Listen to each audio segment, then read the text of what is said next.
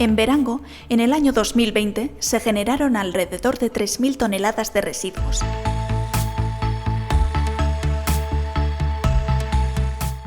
De todo lo generado, se recogió selectivamente solo el 21% para su posterior reciclado. Los residuos orgánicos son los que más se generan en los hogares y los que menos se reciclan. De todos los residuos orgánicos generados el año pasado, solo se recogió un 2,6%. Tenemos que mejorar. Comencemos. Existen dos opciones para reciclar los residuos orgánicos. Si dispones de jardín o huerta, haz tu propio compost en casa. Si no, utiliza el contenedor marrón. Deposita en el contenedor marrón todos los residuos orgánicos que generes en casa, tanto de origen vegetal como de origen animal, cocinados o crudos. Atención, a partir de ahora los restos de carne y de pescado también. El ayuntamiento te facilitará el material necesario: llave, bolsas compostables, cubo y folleto informativo.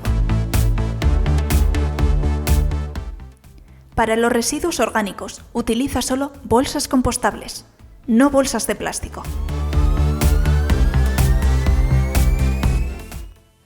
No deposites en el contenedor marrón polvo, colillas, estropajos, pañales, excrementos y mascarillas. Inscríbete y recoge los materiales en el punto informativo itinerante. Consulta el calendario en la página web www.verango.net. Participando todos y todas, además de cuidar el medio ambiente y la salud, ahorraremos dinero.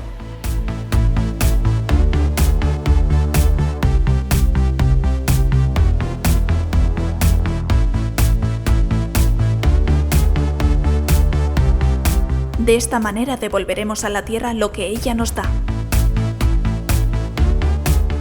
Anímate y participa.